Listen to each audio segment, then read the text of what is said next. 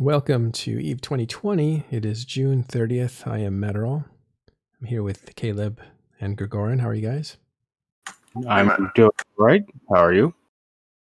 Good. Caleb, how are you? I'm doing fine. It was very inspiring, the whole controversy yesterday.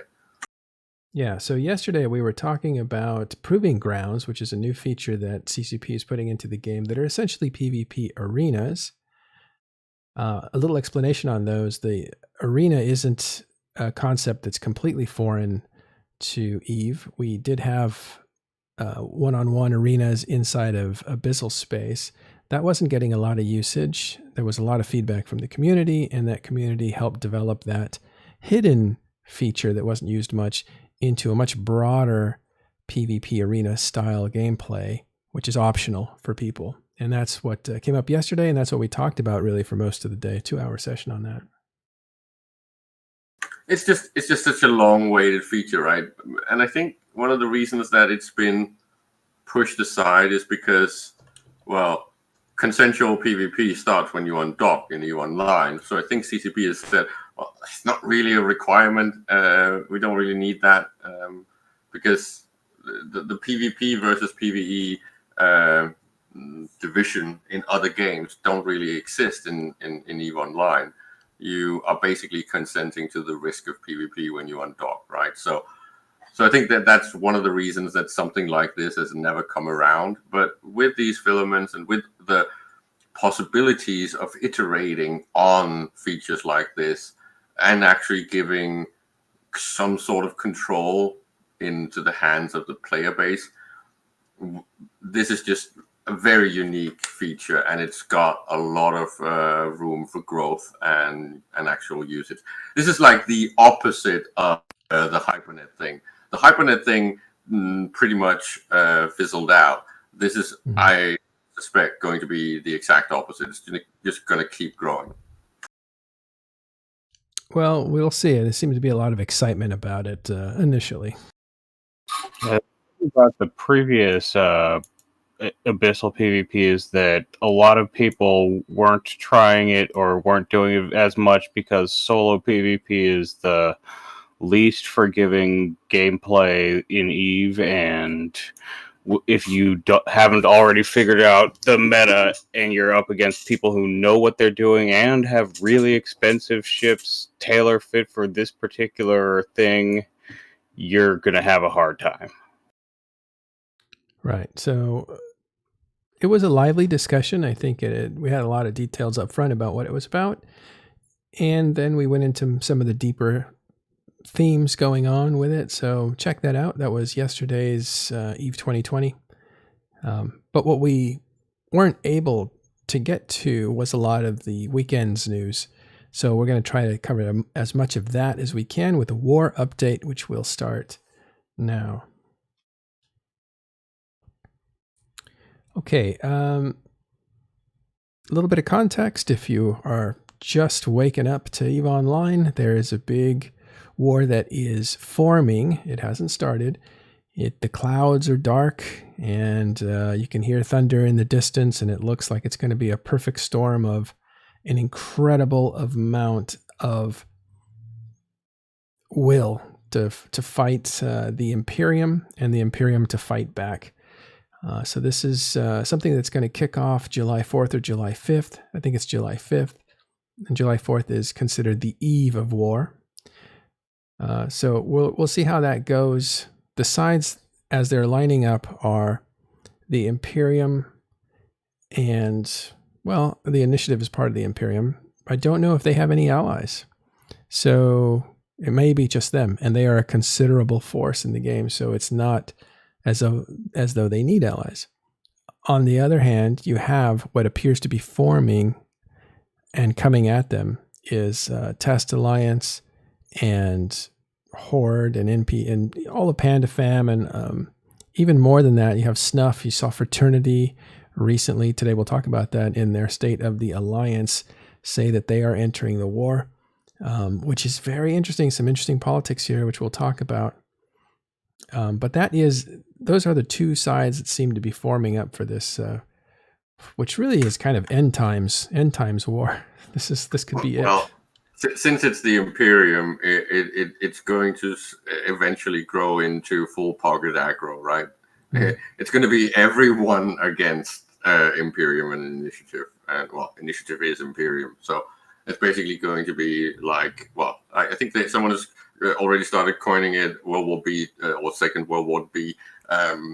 It is a sort of potential continuation, but again, as you said initially, this is just slowly ramping up, and it's almost like drums in the deep, and it could just end up being really farting in his bedroom. I don't know.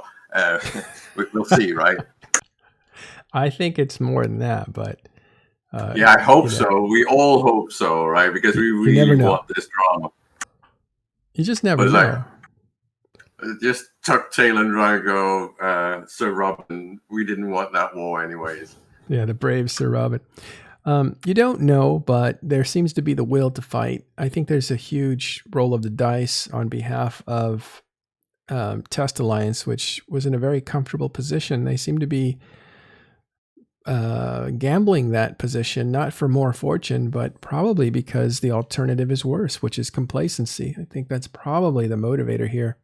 In other words, they're bored. The game doesn't feel as vibrant as it should. They're too secure in their positions, and Billy, as a leader of Legacy Coalition, especially the alliance that leads that test, I think is saying like, no, let's make a change. And that's a wild card. Just to give you a little fun comparison, right? Because in my opinion, a lot is changing in EVE right now. So much is potentially going to be fixed and changed, and a year from now, it's going to be almost a completely different game in a positive way. That's my suspicion. Of course, I'm a little bit over positive at times when it comes to CCP, but in this case, I actually do see a lot of proof of this. So this is very similar to way back when the game actually launched, because the way that they finished off beta was having a big Armageddon day where everyone just clashed and destroyed everything because nothing was going to be ported onto the launching servers, right? And I do feel like this war could end up being something similar. A lot of these groups have a lot of wealth stored, a lot of assets. Burning into them and pretty much just throwing them into the fire and then seeing who comes out on top is actually potentially healthy for everyone. So winners, sure, there's going to be winners. There always is.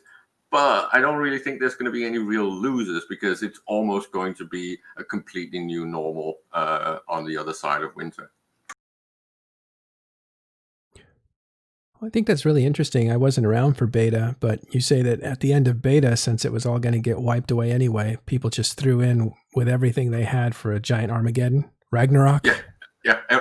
It was pretty much Ragnarok, but they dubbed it Armageddon Day, and everyone just flew all their blingy stuff and all their assets and just crashed into each other like one big fucking destruction derby. It was crazy. Yeah, I mean, I don't want to be fatalistic, but it does feel like end times. You know, maybe it's the environment we're in real life affecting the environment that we're in EVE Online, but this definitely feels like cataclysmic size event that's brewing.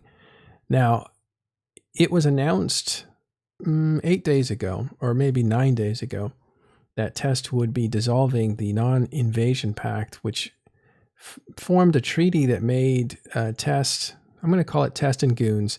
Of course, they represent a wider base than that, but Test and Goons together made them essentially unbeatable by their opposition, which would have been Horde, primarily with NC. and PL, and even with the help of Fraternity, because as the Chinese group Fraternity came into a stronger and stronger existence in our server, the counterweight to that was Legacy wooing another Chinese group that was just as big and growing fast, which be the Army of Mango.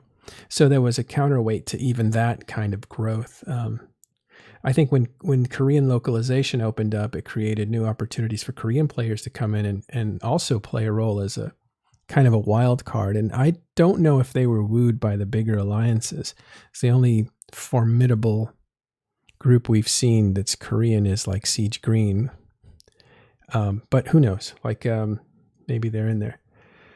The idea was that if as long as Legacy and the Imperium, these two great empires, were bonded, there would be no getting destabilizing them. 2018 and all the giant battles that happened there proved that Imperial Legacy, as it was called, came out on top. They won in the north, they won in the south, because they were both still there when it was over.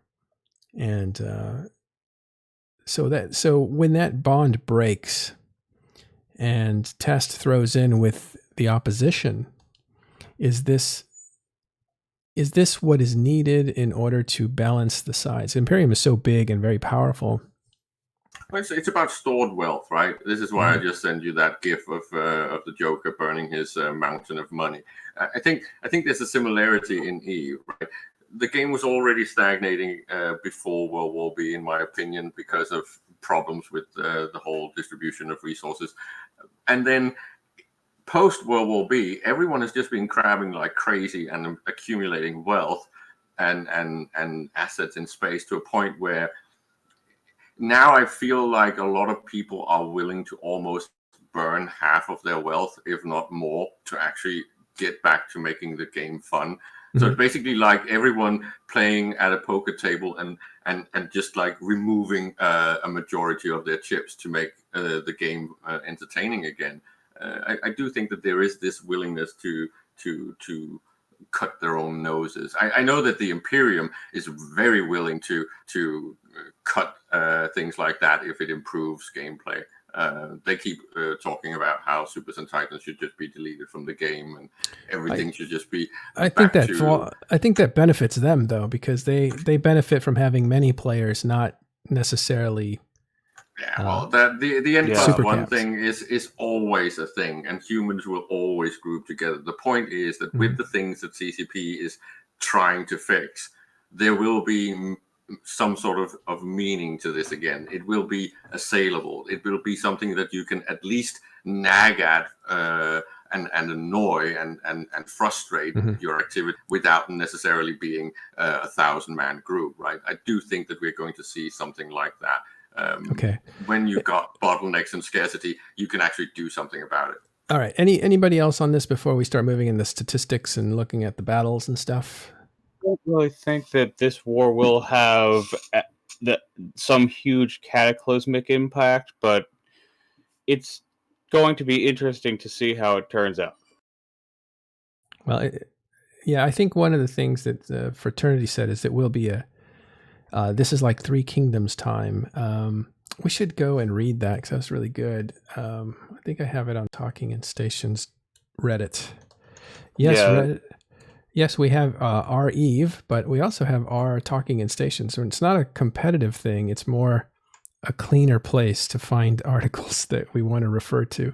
But you can go to it yourself, and you can even feed stuff there. We'll just moderate the heck out of it so that it's just good content. It's Talking in Stations, so all one word. So r/Talking in Stations. Once that resolves, here's the Fraternity State of the Alliance, and there's something he says here, and this would be Naros talking. I think it's Three Kingdoms. I'll just have to find it. There it is. This really spoke to me here. Get rid of that. I'd just like to inject a little side remark, right? Because everyone always talks about how Goons is unassailable and they can never fail, and big empires never fail and dominate forever. But we know in EVE history and in real life history that's never true, right? They always fall. I don't think they say that. I think I don't know. People have told me whenever we talk in terms of like, oh, the Imperium is so big and mighty, they'll never be able to fall, the game is over.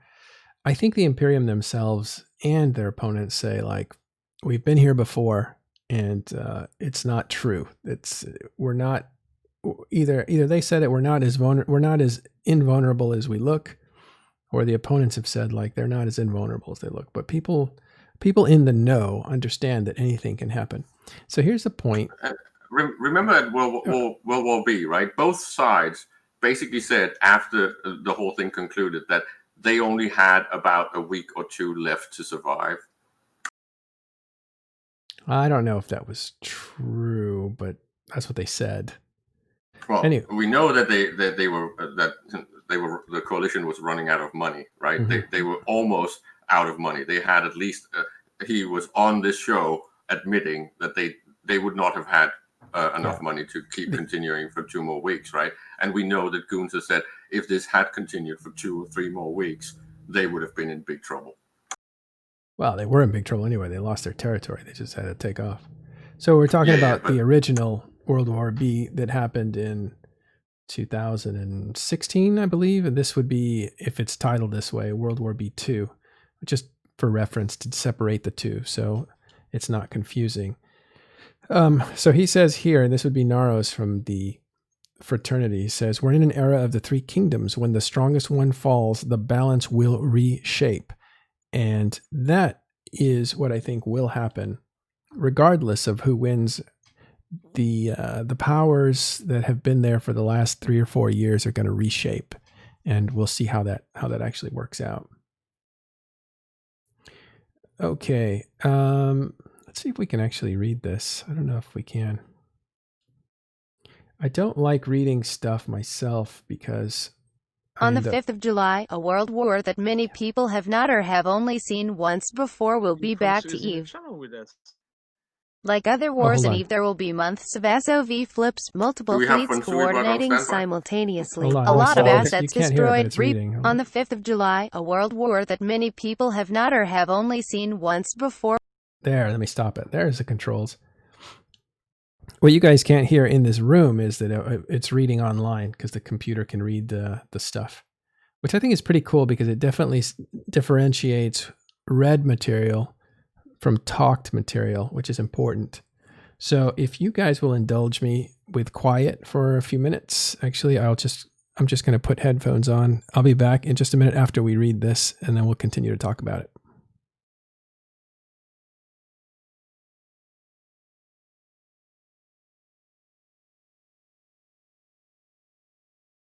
Once again, this is from Fraternity, and we'll let the computer read it and see how that works out. On the 5th of July, a world war that many people have not or have only seen once before will be back to Eve. Like other wars in Eve, there will be months of SOV flips, multiple fleets coordinating simultaneously. A lot of assets destroyed, rebuilt and destroyed again. The ultimate Titan fights with max duty. Conflicts have never stopped in Eve. The game is built on destruction and conquest. The one starting on the 5th of July will be the most terrifying kind of them. Many have speculated what FRT's plan is. It's clear that there's no hatred between us and the Imperium. Mitty and I have the same philosophy in managing alliances. However, there are enemies with their debts still owing. This will not be the last war in Eve, but it'll reshape the whole 0.0. Many people have been hearing about Goon, Swarm Federation, Test Alliance, Please Ignore, Pandemic Legion, Northern Coalition. The big players are always shadowing above our heads. People already forgot how long they existed, how powerful they are, and how long they will continue to rule. We're in the era of the 3 kingdoms. When the strongest one falls, the balance will reshape. People say that the Imperium is playing Farm Bill simulation, and the purpose of this war is to overthrow our common slave owner. So fighting alongside Legacy is the best interest option for us. FRT always takes itself for priority. No ally can replace our strength. Likewise, there are no eternal enemies and/or eternal allies. So will we blue test? The answer is yes. PandaFam will blue test and its coalition during the war. The Allied forces will attack southern regions from different directions. Please don't attack our allies and follow the alliance standing. We have extracted all the campers in Legacy space, and in return, the Russians have also self-destructed all their SOV in cache and places near Droneland. I'm looking forward to fighting alongside PGL. Standing change will occur by Wednesday. Are we bluing AOM too? Oh dear, yes. I'm very excited about bluing AOM. It's a good chance for our line members to understand each other. You'll be able to go chatting with the Minimus, although there's a good chance you can't dock in their structures. Communication can resolve misunderstandings and understanding can improve our friendship. Even AOM leaders said they don't have any plan to blue Winter Co. They will not fool us by sitting aside while secretly aiding their Shadow Corps in the Imperium. We definitely need AOM to fight Ranger Regiment and Dracaris.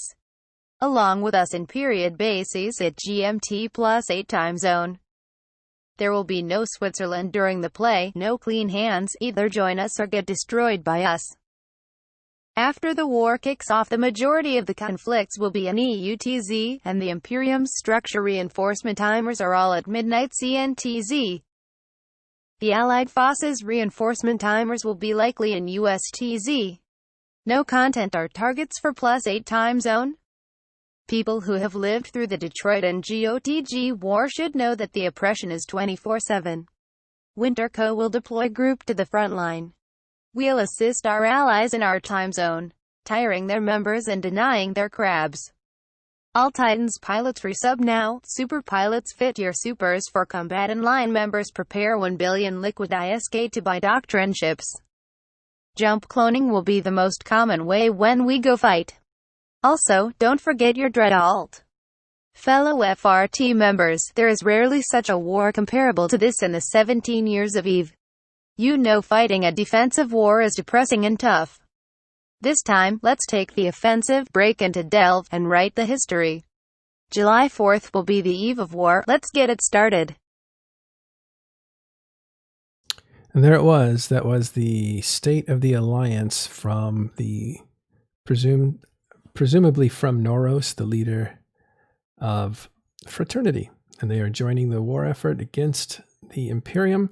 And this was interesting. They are bluing or becoming allies to their rivals, Army of Mango, AOM, which is a partner to Legacy. So that was one hurdle that needed to be overcome, and it looks like they have.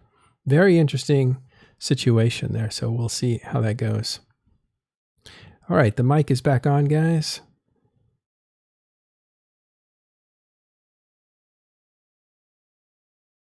I think there's a lot here, and we'll just take a second to talk about it. One is the Army of Mango and Fraternity becoming allies in this war is a big deal.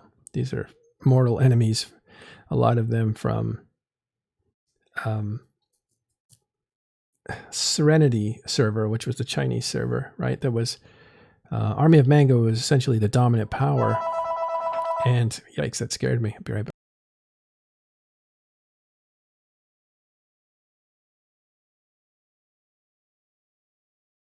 I think that one got me to jump out of my seat. That was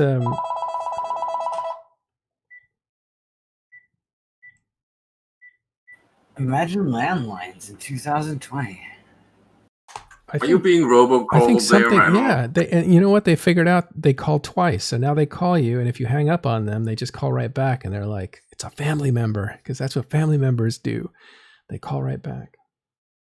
So they do it twice, and then they stop calling. And I just think that is pernicious. Like these guys, I don't know why there's no laws against that. There are, but people figure out how to get around them, and it's just ridiculous how they run around them. Okay, I'm going to take all that and move it out of this whole arena. Going back to Army of Mango and Fraternity, Army of Mango is essentially dominant in the Serenity server, so there's some bad blood there between a lot of people from Fraternity who were the dominated. And so when they arrived here, a lot of that residual rivalry arrived with them, and that seems to have dissipated. Naros, for instance, I don't think ever played on Serenity, so it's a whole different leadership. But there are various different Chinese groups in EVE Online, and they're allied with different groups. So it's going to be interesting to see those two groups that were rivals work together and work against Ranger Regiment, because AOM has what is her name again? Rabbit. Rabbit, Lady Rabbit or Miss Rabbit? Miss Rabbit. Miss Rabbit, who is in Army of Mango. She's a CEO of a corporation in Army of Mango, and she was a patron or I don't know. She was a financer for Ranger Regiment. And this was interesting when she was in the South and she was giving money and support to groups in the North to thwart Fraternity. She's not friendly to Fraternity, so this is going to be hard for her. And she was I think she was just blown up. Actually, yesterday, she had a couple of Gilas out, and she was blown up by somebody in Fraternity. And right next to her was, I forget his name, but he's the general of Ranger Regiment, right? He's like their admiral, basically.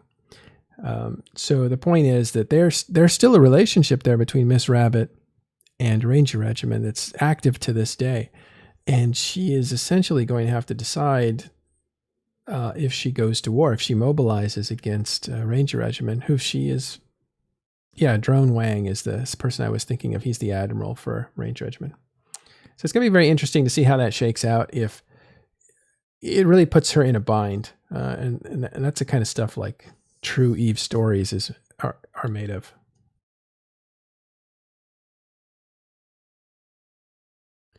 Okay, so there's that. That's an interesting political twist.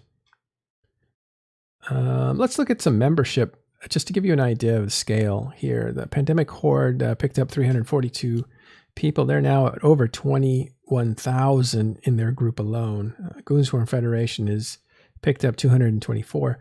They are bigger than Horde at 29,500.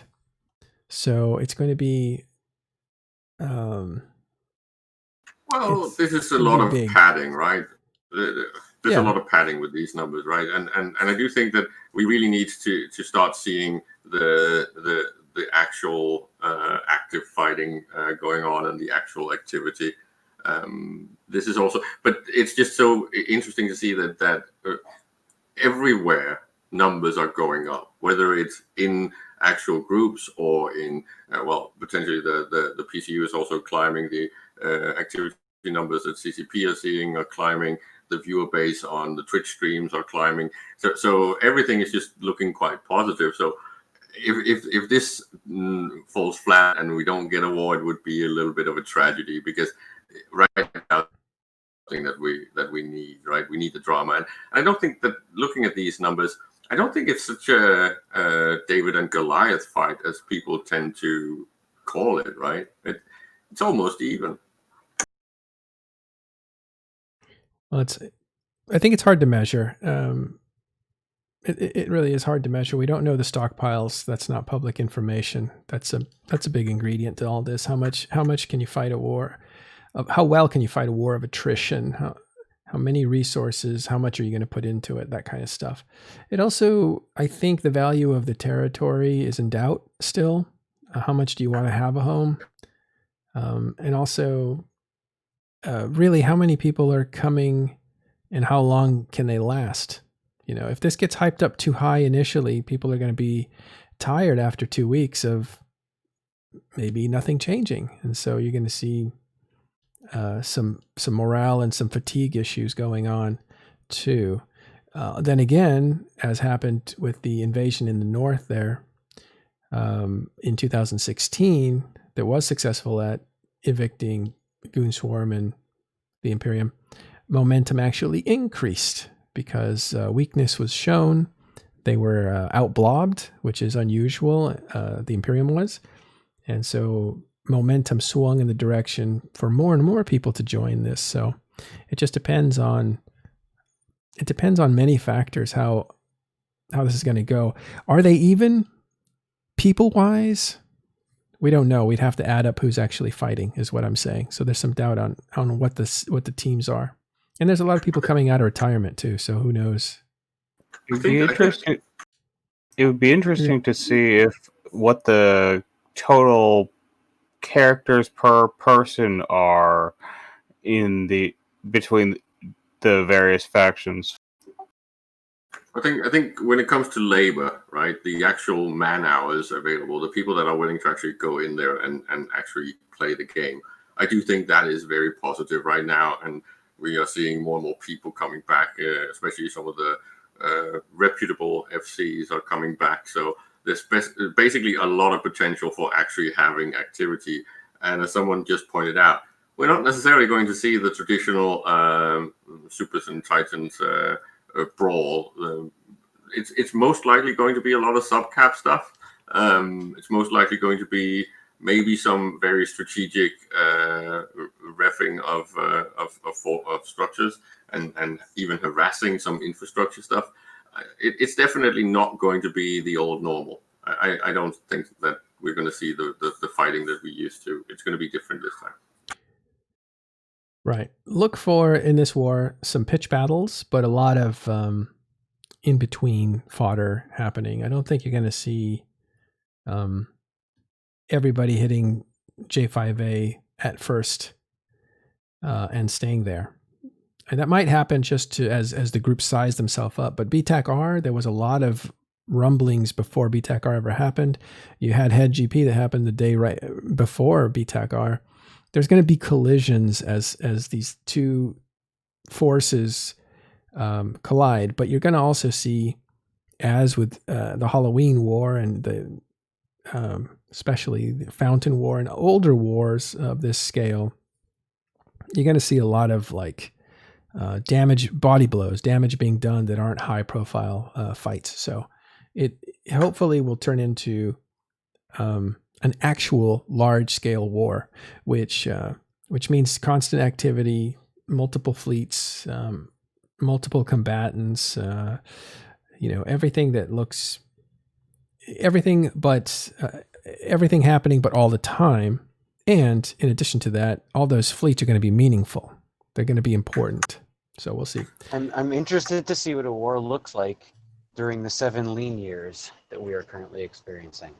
Right, I think this is one of the things that people might want to consider, that it is not implausible that while this is going on, changes will be made from CCP that might actually impact the whole thing. They could potentially throw gasoline on the fire by doing something like changing the valuation of the of all the loot available on a bloody battlefield after a fight, right? Well, stuff like that. If they did something like that, because they just had the thing with structures and whether or not the asset safety and how much they dropped, and they had to kind of roll that whole thing back a little bit. So if they then change the loot fairy for PvP, that would have a massive. They put in structures in the middle of the 2016 invasion, so that's a big game changer. We know that there's an upcoming. We know there's an upcoming change to resource distribution. We don't know when it's coming. It won't make a difference if the stockpiles are huge. If the stockpiles are huge, it won't make a difference. They've had 4 years to stockpile minerals, and as long as those players are still active and their personal fortunes are up for grabs from the wider community, sooner or later that gets burned through. Yeah, but it takes a long time. They'll tell you that. Now, maybe they're hiding how much they really have, and either bluffing that they have more than they need, or bluffing that it might. But we don't know their stockpiles. They tell us their stockpiles are endless, as Rizik says. We don't know if their stockpiles are endless, and a lot of the stockpiles we don't know how. Look, there's what was that? Some stockpiles are essentially endless. Like we have not burned, what is it? Transmitter is a PI ingredient that CCP Quant collected. I don't know if you remember when PI went from NPC sales to player-made devices, but they still have not burned through the stockpiles for those things. So stockpiles can essentially last forever. It just depends, because again, these are all personal fortunes. It's not state-owned fortunes. So as long as the player belongs to that organization, those stockpiles might be available. Okay, we need to get to some stats here. So I wanted to say we'll stop speculating on the war and we'll start talking about this. Start off with this thing right here. The Northern Coalition loses a Ragnarok. That belonged to Seddow. I believe that's his alt. And he got picked off. You mean Pittsburgh? Oh, Pittsburgh, not Seddow. Not Seddow. I'm sorry. Pittsburgh is what I meant. Yeah. Who has joined Northern Coalition. Yeah, I thought it was Pittsburgh based on the character's corp history.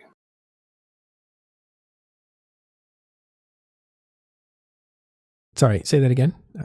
I'm guessing it's Pittsburgh because of the corp history on the character. Yeah, I've heard it's Pittsburgh, but yeah, that's what I've heard from 2 or 3 different people. So yeah, so he loses a Ragnarok. Let's see here. Forsaken Empire loses a Fortizar in Vale of the Silent that was killed by Fraternity. Here's something that happened in EX6, which was an interesting incident, and we should probably go to it. And that is that I believe Goon Swarm was picking up some Fortizars that were actually in legacy space. Remember those friendship Fortizars, as they were called? They were going to pick those up. It got a little sloppy, and the Imperium ended up losing 3 out of 5, I believe. 2 of them were recovered, but 2 were destroyed, and 1 was actually taken away. So this Rorqual here was actually picking them up, I believe. It wasn't ratting. It was there to pick some things up. You can see it's got shields and cargo. So this was not working. This was there to pick things up. It was a logistics Rorqual, and it got picked off. Just if I can defend myself a little bit, because people saying I'm theorizing like a crazy person. You can't you can't defend yourself. You kind of defended me a little bit, because historically there has been a lot of things rolled out pretty much in the middle of wars in EVE, right? I'm pretty sure that alchemy was also brought in the middle of an actual war. So I'm just saying that it is maybe a combination of the actual organizations being more incentivized to have a war just before they know that some changes are going to come out. This is back to the whole NDA stuff that we talked about, and whether or not people act on knowledge that they really shouldn't. But the point is that we know that we've been getting a lot of changes lately, and if this war is pretty much ramping up because we know that there are things that are going to be coming, maybe on the potential other side of the war, that they want the war before that happens. And in such a case, it might actually be in CCP's interest to roll out such changes earlier, right? Because they want it to actually impact the gameplay. All right, there you have it. You defending yourself. Let's get back to news. Let me scroll back up here. All right, so this was interesting. Does anybody know about this besides me? Goonswarm trying to pick up some faction Fortizars in legacy space. Kind of went bad. Yeah, that was interesting. I didn't realize that the stolen faction Fortizar was one of them, but I knew about the others. Yeah, it was actually stolen. At first I heard it was stolen by Brave, but Brave said, no, it wasn't stolen by us. It was outfoxed. Wormhole Corporation took it. So, but the thing was, what was interesting about this is it was pinged out initially, hey, Legacy's attacking our unanchoring. And so they were forming up a fleet. They went over there, tried to grab their stuff as it was unanchoring. And Legacy did show up, but Tests actually stayed back and said, we have all our rights to try to destroy these unanchoring things, because there's nothing in the NIP that talks about unanchored structures need to have immunity to being destroyed or stolen. So Test could have destroyed them, but Test sat out because I think they didn't want any ambiguity about their position not breaking the non-invasion pact early, because they're the ones that said we're withdrawing on the 5th. They haven't said we're going to break it. They said we're withdrawing from it. So image-wise, it would be risky for them to attack Goon Swarm stuff. Brave, I don't know what happened there, miscalculation, but they're like, yeah, let's destroy stuff. And they did. So, so then there was a little bit of a question, like, is this a breach of the NIP or not? And it's not. And Matani even said so. He came out and said afterwards that this was not a breach of the NIP. It's still intact. And Test could have participated if they want to. That was up to them. But they could have done that all day long and it would not have been a breach because structures that were unanchoring are not covered in the Invasion Pact. Especially, you can't invade your own territory. That's essentially legacy space, or it's kind of behind the, it's in their area. So it would be an interesting political dynamic. What would be the impact? What would be the impact of, violating that pact? Oh, it's huge. Early. Diplomatically, huge. Well, they're already going to war, so what's the threat? No, it's like you want your name intact. Both these groups have been through many wars over many years. You want your reputation intact as someone you can do business with. If you break a non-invasion pact, you get a lower status diplomatically for the rest of your life. So it's a huge deal not to break an agreement. And it's interesting because you're going to see a lot of dancing around that. You saw that with Fraternity and Test. They're like, we didn't break the NIP, you did. Well, we didn't break the NIP, you did. And they have this really strained logic on who actually did. Did Elo Knight support a group that was invading Test, and therefore Test sees that as a breach of the non-invasion pact? And if they do, does that mean they can attack since the agreement is in tatters? Those are the kinds of things that can scar an alliance. So you need to be very clear about your diplomatic, because wars come and go. Diplomacy and reputation, that's currency. So that's why it's important. Okay. Oh yeah, that the value of the reputation is why the Imperium really likes the narrative that NC breaks their agreements, and that's one of their main political narratives that they really like because of the value of reputation. Does NC break agreements? I don't know. Well, that depends on who you ask. If you ask the Imperium, then they're a bunch of backstabbers. If you ask other people, that might not be the case. Mm-hmm. Yeah, the thing about GigX is he hated diplomacy because it tied his hands up, and he was like an FC, right? He was the one that was very vocal about this. And so he would famously just violate MPs or NIPs. That's what happened about 2 years ago when I think it was CO2 decided to join Triumvirate in attacking FCON.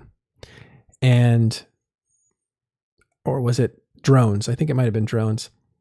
And the judge, who was the diplomat for CO2, had made an agreement with Legacy that as part of the coalition, CO2 would not attack Drone Lens. And so that conflict is what led to, it was the last straw between the judge and GigX, because basically the the diplomatic work was destroyed. It put Test in an awkward position. It fractured Legacy in that the CO2 left Legacy coalition for that. And it was because GigX wasn't going to be restrained by a diplomat or diplomatic agreements or allies or any of that kind of stuff. And that's why he's seeing it as kind of a folk hero, because he's an FC that wants to fight. He doesn't want to sit there and, let's just say, get fat, right? So that was one of the conflicts. So yeah, diplomatic and military collisions are hard to manage. It's one of the reasons you saw Pittsburgh get thrown out of Goonswarm, is because he was irritating the diplomatic wing of Goonswarm. And he was a military FC, right? Fleet commander. He wants to get out there. He wants to fight. And he'll fight the neighbors, Test, in order to do that. But diplomatically, it caused a lot of problems and friction for Goonswarm. So they basically said, you do a lot of work for us, but you're out because because it's more important for us to keep our agreements than it is for you to have fun. which is the exact opposite of what a lot of FCs play this game for. We want to have fun, not keep diplomatic agreements so that few people can get richer and richer and richer.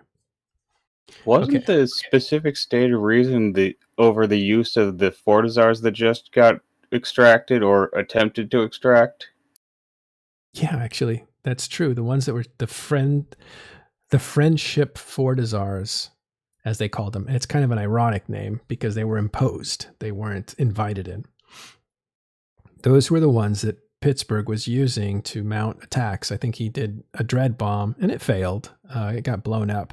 But the fact that he was able to mount a Dredd Bomb from one of those Fortizars was troubling diplomatically. So those friendship Fortizars are now removed, and 3 out of 5 of them didn't make it back.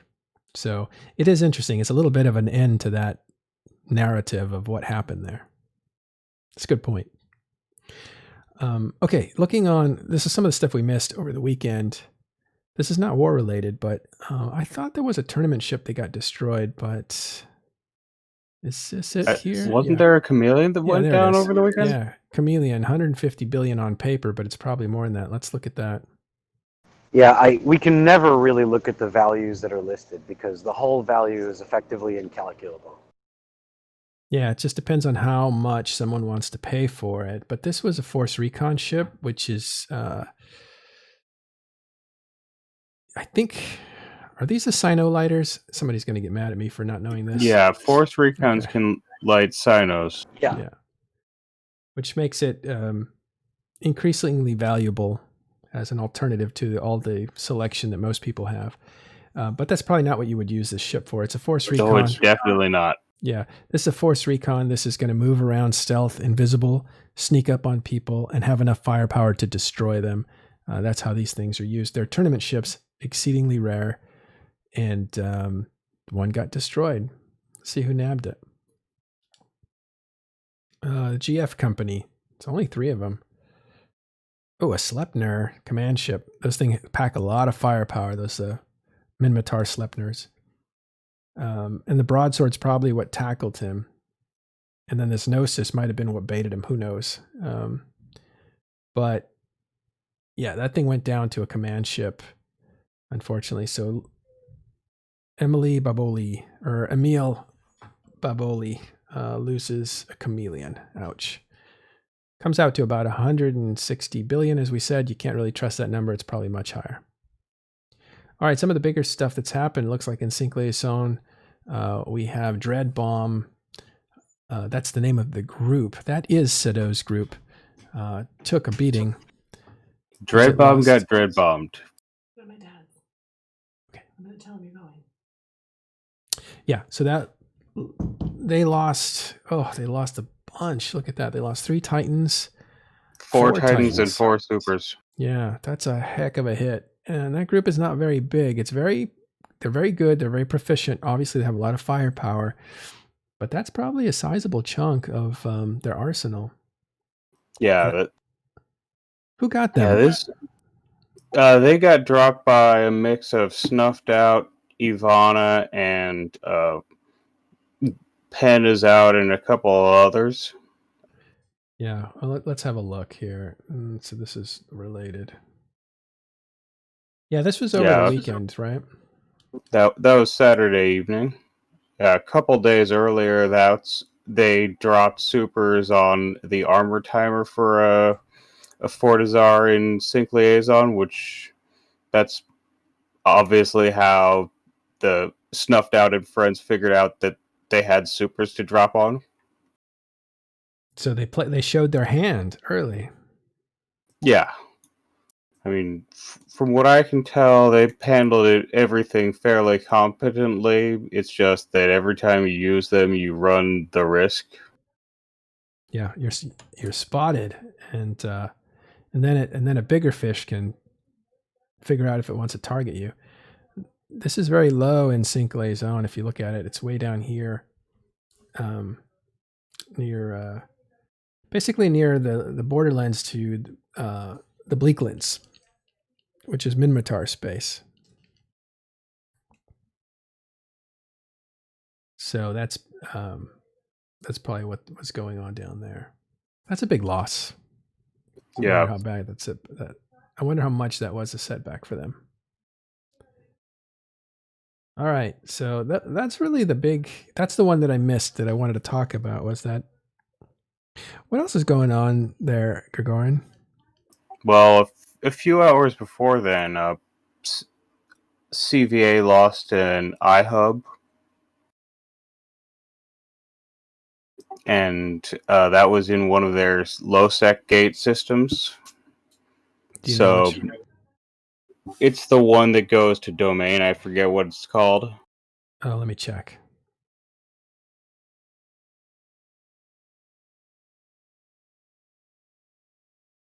But the really unusual thing about that is that usually when there's some big important timer in Providence, Legacy and PanFam get bat-phoned, and both sides accuse the other of bat-phoning first. Yeah, nothing goes direct. Oh, go ahead. Nothing goes. Well, let me just tell you this: nothing goes directly to domain from Providence, but it does go through Devoid region, and there's a Detal that's the border there to Providence KBP7 TAC. So that might be the border we're talking about. R3 TAC K7K down in the southwestern part of the map of Providence. Give that to me one more time. R3 TAC K7K. Oh, I totally missed that. Let's have a look. So. Oh, you're right. So Mesaba is the connecting system. So yeah, the battle report. It's in the Discord battle reports channel, and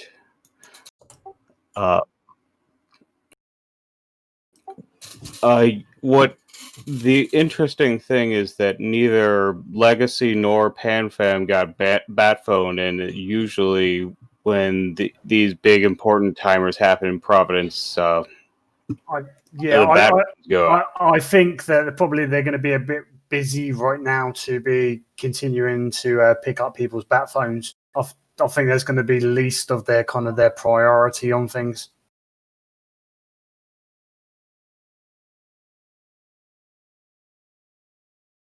Yeah, that's kind of the impression that I got. I love that. This guy says, Bows Lanik says, I saw those guys toasting on my hauling route. He's from Fate the Ballless. I love that. Like a passerby sees this thing happening, and later can put the two things together, what he saw and what's in the news. Yeah, I did miss it, and thanks for pointing that out, Kurgan. The bottom of Providence has an entryway to domain. It's counterintuitive, right? Because you'd think it'd be on the north, but it's at the bottom.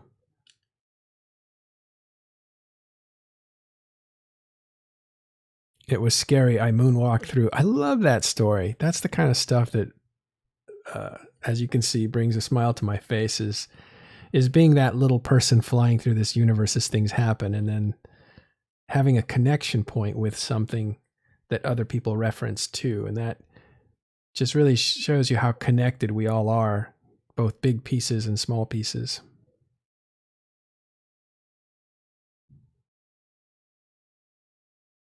Oh, good. I thought I was muted. All right. Were there other battles? Let's have a look.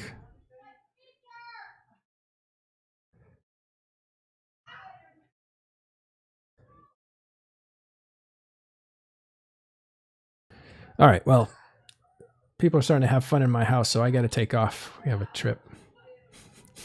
Is there anything else? Well, I'm not sure of any other big news. It seems like people are preparing to do things more than they're actually doing things right now.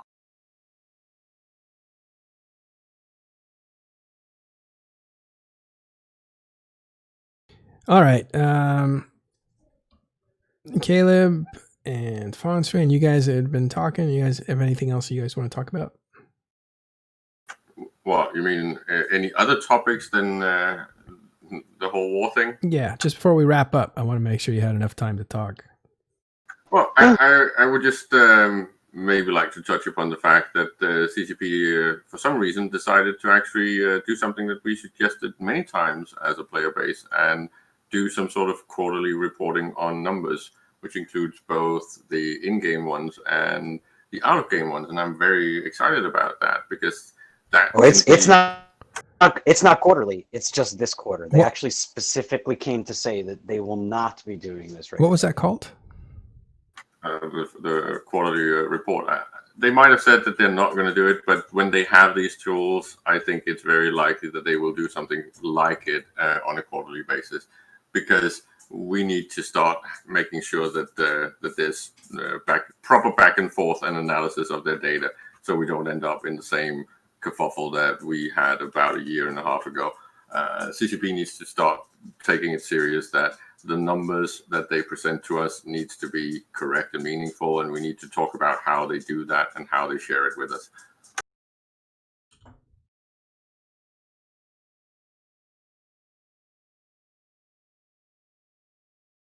Yeah, and I just want to remind everyone that today is the day that the new PvP arenas go live on Singularity for testing. So please check it out and give your feedback. Oh yeah, I'll be looking to try some of those. I've never did the previous Abyssal PvP, but I'll be looking to try the new thing. Yeah, there's a lot of reports of that. People who just found the previous content to be either not interesting, too frustrating, or simply inaccessible, and are very interested in the new style, which is far more limited in terms of investment. You're not able to simply overpower it. There's a lot of hull restrictions, etc., and is directly accessible rather than having to go through a PvE site first. So it appeals to a lot of players that it did not appeal to previously. I don't know if you want to save the Echoes talk for the weekend. No, actually, thanks for reminding me. I always forget. Let's check in on Eve Echoes. It's not fair. We're going to have a Eve Echoes segment on these shows until we start up a proper Eve Echoes show, because we're big fans of Eve Echoes and we think it's going to be a huge success. So, and I think the ramping up of a war that gives us a lot of attention and marketing value is also going to cross feed each other, right? The fact that you're getting all of this fresh blood in Echoes and the interest in EVE Online and the New Eden brand is just potentially really going to get a lot of value. It's going to ramp up. I would be surprised if we don't actually see an uptick in new blood attention on the streams and the news site. How can it not, right? Like if you stumble upon EVE Online through Eve Echoes, like how can you not say, like, I really like this game, it's neat, it's complex, in my pocket, that's pretty cool. What? They have a bigger version that's even more complex? Like, I gotta get in on that. Exactly, and this is, again, you have Echoes, now you have these arenas, and then you get you kind of get the teaser of why are we doing all this with the big war, right? You start out playing Echoes, then you end up starting up in EVE Online and maturing your gameplay and playing the more complex sandbox, and then you upgrade yourself to actually take part in all the interesting long-term political shenanigans and big wars. It's really good year for EVE Online, I think. Yeah, I agree. And there'll be more war reporting happening tomorrow. Thanks for sticking with us. There is a lot of stuff. I think the test had their own SOTA, so we'll need to see what they said, and then we can cover what the Imperium's doing. All sides of the war we'll try to cover. So thanks very much for hanging out with us today, and we will see you next time.